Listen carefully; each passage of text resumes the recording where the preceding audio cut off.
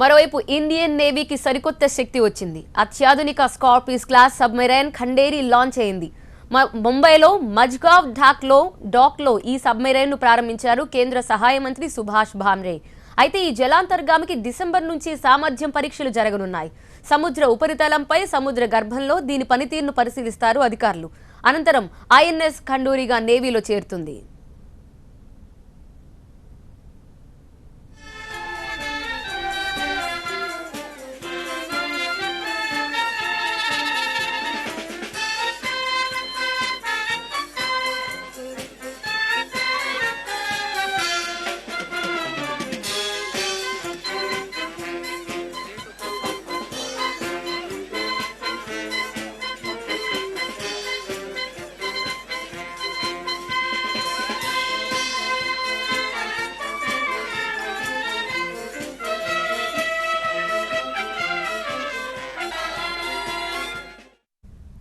ఆరు scorpion class సబ్మెరైన్లను తయారు చేస్తుండగా అందులో ఖండేరి రెండోది.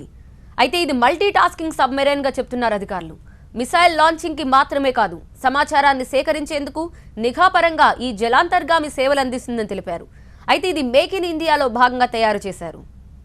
సబ్మెరైన్లో ఉన్న రహస్య స్థావరం ద్వారా మిసైల్స్, గైడెడ్ వెపన్లు, టార్గెట్లు, యాంటీ షిప్ మిసైల్స్ ను ప్రయోగించవచ్చు. ప్రత్యర్థి సబ్మెరైన్లపై దాడులు చేసేందుకు వీలుగా ఖండేరిలో ప్రత్యేక ఏర్పాట్లు చేశారు.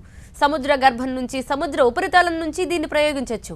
అంతేకాదు, సమాచార సేకరణ, నిఘా పరంగానూ ఈ ఖండేరి సేవలందిస్తుందని అధికారులు తెలిపారు.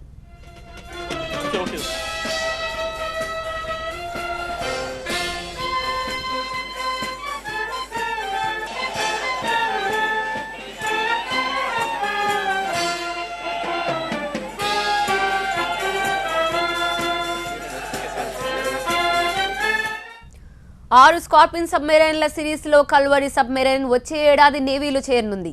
ఖండేరి తర్వాత మరో 4 సబ్మెరైన్లు పరీక్షలు జరుపుకుంటాయని నేవీ అధికారులు చెబుతున్నారు. ప్రస్తుతం నేవీ దగ్గర 13 సబ్మెరైన్లుండగా అందులో సగం పనిచేయడం లేదు.